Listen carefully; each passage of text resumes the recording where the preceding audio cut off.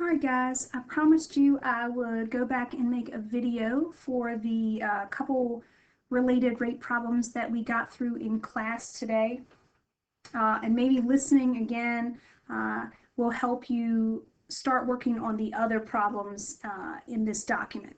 So with related rate problems, you have to understand that we're talking about rates with respect to time.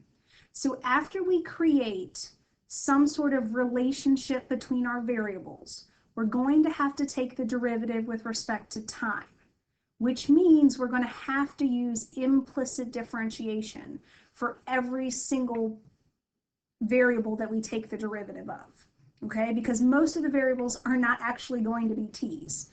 In fact, I can't think of a time when any of them are going to be t's. All right, so when you're doing these problems, you really should read through, try to draw a picture, figure out what you know, and then what you're trying to find, okay?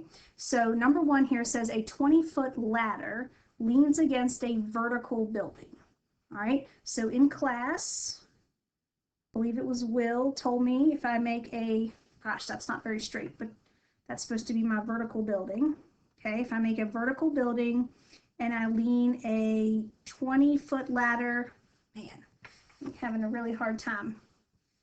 Let me start over with the picture here. That looks really bad. Whoa, not that. Sorry. Why isn't this working? There we go. Okay, let me do it this way. Maybe I can. All right, here's my vertical building. Here's my ladder leaning against it, and they both touch the ground, okay? And so we should have ended up with some sort of right triangle. Now, of course, yours could have leaned the other way, but as long as you know what your pieces are, all right? So over here, we have the building, we have the ground, and we have our ladder. Okay, so make sure, and you don't have to label that. I'm just doing that because these are notes and I want you to know what's what. All right, so at some point we know the ladder is 20 feet. We'll come back to that shortly. If the bottom of the ladder slides away from the building, okay, so the ladder, here's the bottom of the ladder, it is sliding away from the building, okay? All right, which means this distance on the ground is changing. The distance from the bottom of the building to the bottom of the ladder, this distance is changing. So that's going to need a variable, okay? Now, we know that the bottom slides away at a specific rate. Well, if that distance is x, then the rate of change of that distance with respect to time, so dx over dt, is what equals that 2 feet per second, okay? So I'm trying to relate it more to how we did it in the exploration. All right, so then my question is, how fast is the ladder sliding down the building? So now I want to know something about how fast the rate of change, okay, of how the ladder is sliding down the building. Well, in order to have a rate for that, or in order to label that, I need a measurement or a variable for this part of the triangle, okay, or for the side of the building. So I'm going to call that y, and then the rate that it's changing will be dy over dt, okay? Now it says, how fast is the ladder sliding down? So the question is literally asking me to find that dy over dt rate when the top of the ladder is 12 feet above the ground. So it's when the distance of y is 12, okay? Find this rate when y equals 12.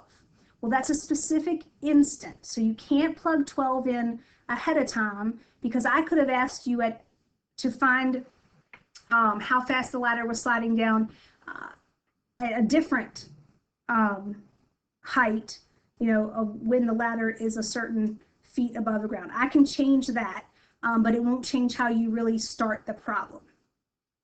All right, so the only thing that you can in terms of numbers, the only numbers you can plug in ahead of time when you set up your relationship between your variables is any value that's staying constant. Okay, that will never change no matter how far I slide down or how far I slide out. The ladder will always be 20 feet. So if something is staying the same, no matter what, okay, then I can plug that in the beginning. So now I need to make some sort of equation, some sort of relationship between my variables x and y and any other information that I know about my right triangle. And since it's a right triangle, we can use the Pythagorean theorem. Okay, so this is my relationship between my variables. Then I can take the derivative, all right, and I have to do it implicitly, all right, because we're taking the derivative with respect to time, because we're finding rates of change of distances over time. So we're taking the derivative with respect to time. So that's why you can't just put like x prime or y prime or t prime or anything like that. Like you need to be sure that you know what you're talking about by labeling it dx over dt or dy over dt. Excuse me. And then just be careful on the other side because the derivative of 20 squared is 0. And now we can actually move on to answering the question, which is to actually find the dy over dt when y equals 12. All right, so keep in mind, this is the piece we don't know. But somewhere in the problem, they should have given you enough information to have an x, a y, and a dx over dt. All right, well, they almost did. Okay, we know that dx over dt is 2, and I'll come back to the x in just a second. All right, we know, and because it's sliding away, we're going to use a positive 2 there. They told us that we want to find this specifically at the instant when y equals 12, so I can plug in the 12 there, and the dy over dt is what I'm trying to find, all right? And so I know I'm going to leave that one, so then the only other piece I need is x. Well, remember, we have a relationship between x and y. And so if I know one of them, I should be able to solve for the other one. All right, so what I did was I got x squared by itself. I believe that ended up being 256 if I'm remembering correctly, and then I took the square root. Now, if for some reason that had come out to be a decimal, then you absolutely want to keep the square root in the problem until you get to the very end so that you only round one time. Okay, so now it's just a matter of getting dy over dt by itself by doing a little bit of math, okay? You know, this really should be something you can do in your head. And I'm going to show you a shortcut before I actually do any multiplication, okay? If I get the dy over dt, whoop, that's really sloppy, on one side, I've got to subtract everything else, all right? But notice I haven't multiplied yet, because when I do this, I can make my work a little bit easier by at least reducing out a 2 before I do any of the division, okay? Now, you could reduce more if you wanted to, but I'm going to do the 16 divided by 2, or excuse me, 16 times 2, and then divide that by 12. Don't lose your negative, and then you can reduce, and they have a 4 in common. Now, we do need units, all right? So it's a rate of change of a distance with respect to time, so we have to use the same distance units and time units. Okay, so negative 8/3 feet per second. And it should be negative. Like, ask yourself, does my answer make sense? Well, if the ladder is sliding down the building, this distance is decreasing. Okay, this distance is decreasing, so my rate definitely should have been negative. All right, well, then we took it a step further, and I said, okay, well, what is the rate of change of the measure of the angle formed by the ladder with the ground when the ladder is 12 feet above the ground? All right, so let me draw my picture again. building, ground, ladder. Okay? All right, so if this is my ladder, remember, we get to put that measurement in right away, but the ladder is still sliding down. So the distance that on the ground is changing, the distance on the building is changing, and now we're talking about what is the rate of change of the measure of the angle, all right? This is an angle formed by the ground and the ladder. And in calculus, we use theta for the common variable for angles. So I want to know the rate of change of this angle. So I am actually trying to find d theta dt when the ladder is 12 feet above the ground, so when y equals 12. All right, but remember, the ladder is sliding down the building at a specific rate, which means it is, or maybe, I guess I should do it this way. The ladder was, we were told that it was sliding away at a specific rate. And earlier we found the rate that it was sliding down. Please, please, please keep in mind, it is only sliding down at that rate when the ladder is 12 feet above the ground. Okay?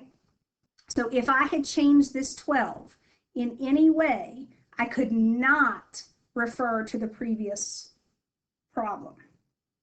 Okay, so then we talked about, well, how do you make a relationship with an angle in it? And that's where SOHCAHTOA came in. So we said, okay, we could do one of three things. We could say, okay, well, sine of theta is equal to opposite over hypotenuse. We could say cosine of theta is equal to adjacent over hypotenuse.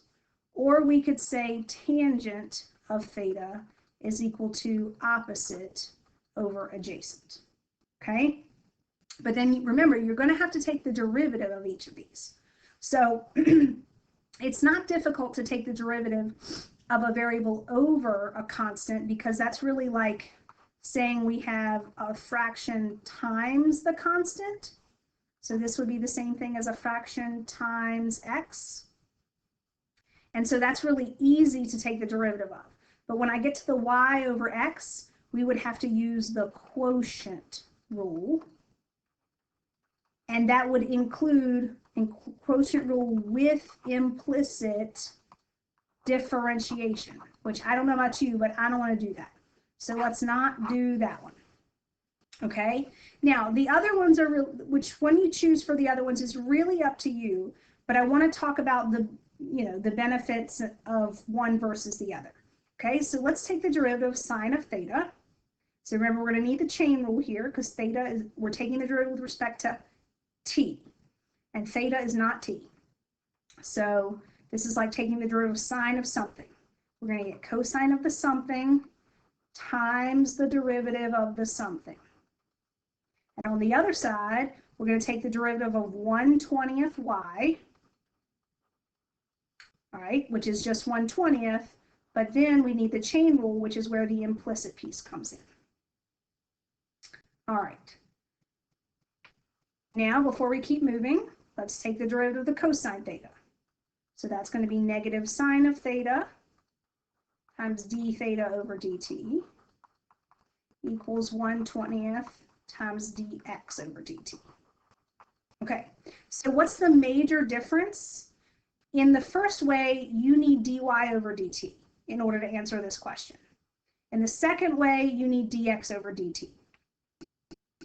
All right, well, the dy over dt that we found in part A is only good for the example in part A when the ladder is 12 feet above the ground.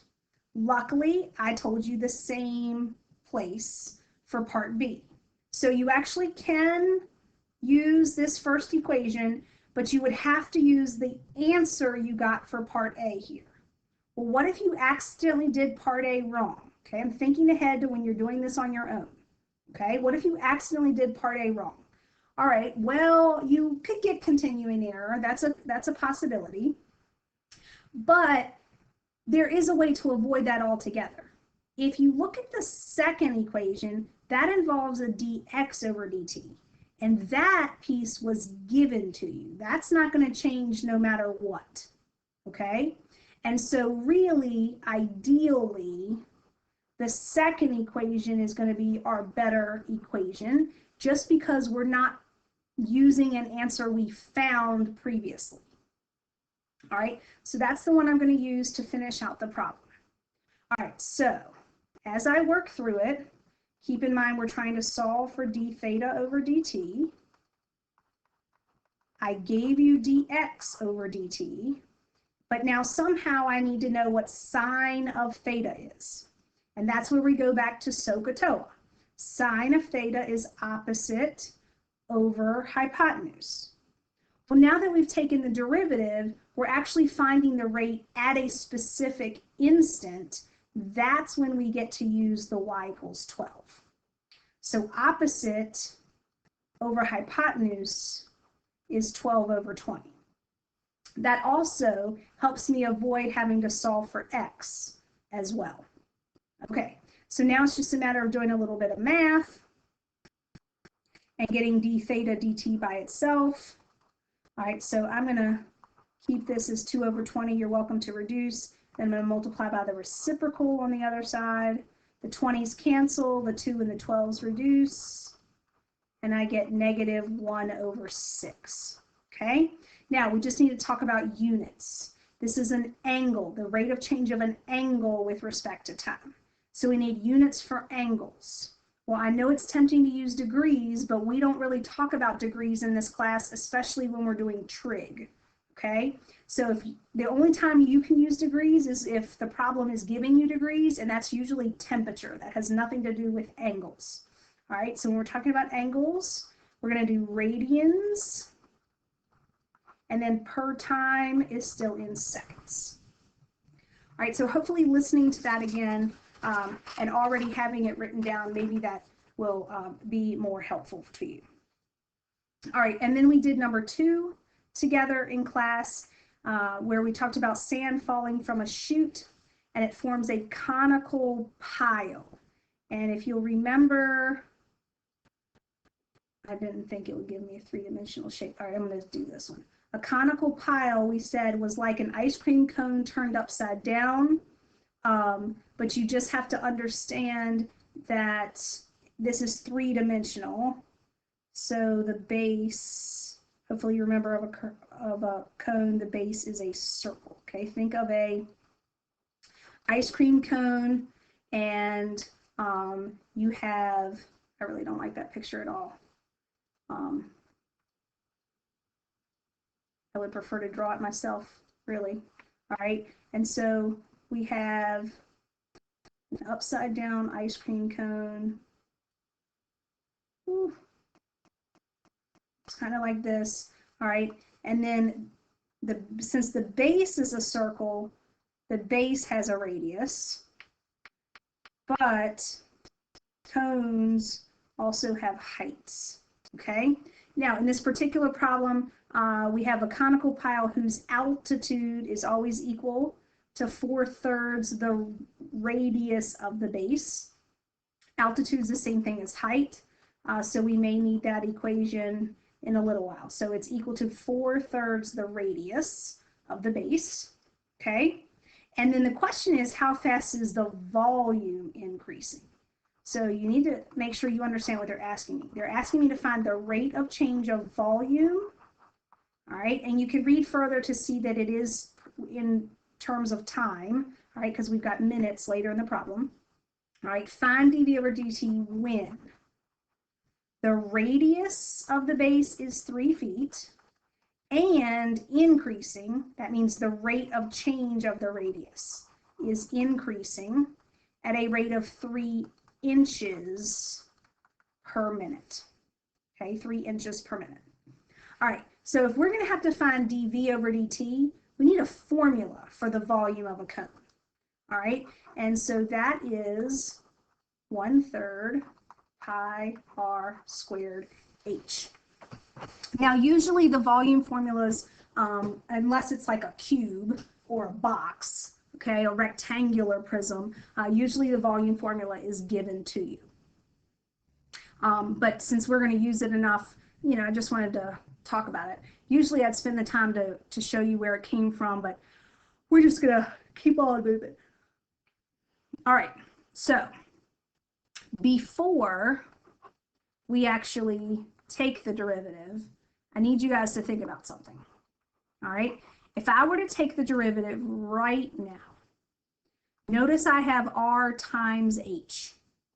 I would need the product rule and implicit differentiation each time I took the derivative, you know, like derivative the first plus derivative the second and all that stuff. Okay, I would need implicit differentiation. So it would get a lot more complicated because not only would it have r's and h's in it, but it would end up having dr dt's and dh dt's. So the one thing I don't want to do is use the product rule if I can avoid it. So that's where this extra little equation comes in. We know that h is equal to 4/3 r. So I can use that as a substitution in place of h. Okay? And then I'm just going to do a little bit of simplifying before I take the derivative. Okay, so now I'm ready to take the derivative using implicit differentiation. So we've got the derivative of v with respect to t. Now, on the right, 4/9 pi is a coefficient. It's a coefficient. So, but r cubed is going to require the power rule. So when I apply the power rule, I'm going to take my power, when I bring it to the front, I can multiply it by this coefficient. So the 9 and the 3 are going to reduce a little bit. All right, and then remember, you need the chain rule because you're taking the derivative with respect to t. Okay, you're taking the derivative with respect to t. All right, so now we should be able to find what we want, dv over dt, because I gave you an r and a dr over dt. The problem is, be careful here, my units don't match. My units don't match. All right, and so remember there is a conversion, 1 foot equals 12 inches, okay? And so we could say, okay, well, 3 feet equals 36 inches. So we could plug 36 in for r and then leave dr over dt 3. Or we could go the other way. We could say 3 inches is equal to 3 over 12 or 1/4 of a foot. And if you can make things small, if you want, the smaller you can keep it, the better. All right, smaller is better. So let's solve the problem now. dv over dt equals 4/3 pi. We're going to plug in r, which we decided to keep as feet. So we're going to plug in the 3 and square it. Whoa, square, not cube. And then dr over dt, remember we had to convert to feet, which converted to 1/4. And now it's just a matter of taking some time to do the math, right? But it's not too bad because the 4's reduce and one of the 3's reduces. And that leaves me with 3 pi. All right, 3 pi. But I do need units, okay? Well, remember the units for radius were feet, and then we squared it. So that's feet squared. And then the 1/4, the units for dr over dt was feet per minute. And so when you multiply those, you should get cubic feet per minute. Or you can just remember that since volume is 3-dimensional, its units should be cubed. Time is not going to be cubed, but the distance, the distance unit or the measurement unit, what's the right word? Yeah, so like the feet or the inches or whatever, those can be cubed. All right, and then the last question that we did in class was how fast is the radius increasing when it, meaning r, is 6 feet, and the volume is increasing at a rate of 24 cubic feet per minute, okay? So make sure you understand what you're trying to find. find the rate of change of the radius with respect to time when the radius is 6 feet and the volume is increasing at a rate of, so that's got to be dV over dt, 24 cubic feet per minute. All right, and that's feet. All right, so we need a formula that relates R and V, or dr dt and dV. And think about it, we already have a formula. And remember, that formula, we didn't plug in any values for R or dV over dt or any of that before we took the derivative. So we can actually use the same formula because it's the same cone.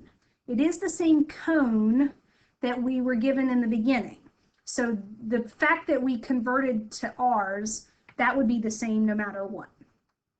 All right, and so we can use the same starting formula, the V equals 4/3, 4/9. Make sure. Yeah, 4/9. Sorry, I lost my place on my paper. Pi r cubed, and so the derivative is the same. 4/3 pi r squared dr dt. The only difference here is that we're solving for a different piece, and we don't have to convert units because they're both in feet already. All right, so dV over dt was given as 24. R was given as 6. And now we're solving for dr over dt. And so it may take you a couple of minutes, so I did a little bit of math in my head. Okay, I said 6 squared is 36, but I can divide that by 3 and get 12. Then all I have to do is do 12 times 4 when I multiply by pi. And then when I divide by 48 pi, make sure your pi does in fact end up on the bottom. 24 over 48 is 1/2, but the pi is on the bottom. And then I just need some units. Well, it's the rate of change of the radius, which is a single dimension. All right, so this would be in feet per minute. All right, so just understand that as you're working through these, you need to try to pick out what are you trying to find, give it some notation. What do you know? Set up a relationship between the variables you know and the variables you want.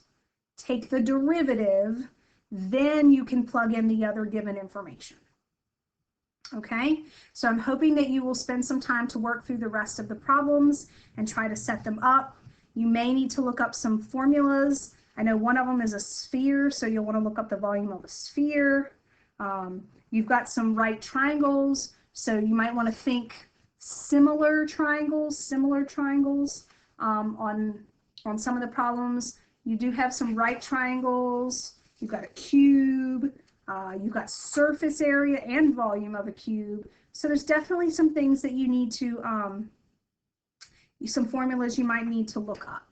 All right. I hope that helps if you listen to it again. And you guys, you got to spend some time trying to figure this out on your own. I can't tell you the answer to everything. You'll never learn that way. All right. So I'll see you in class on Wednesday, and I really do hope this helps.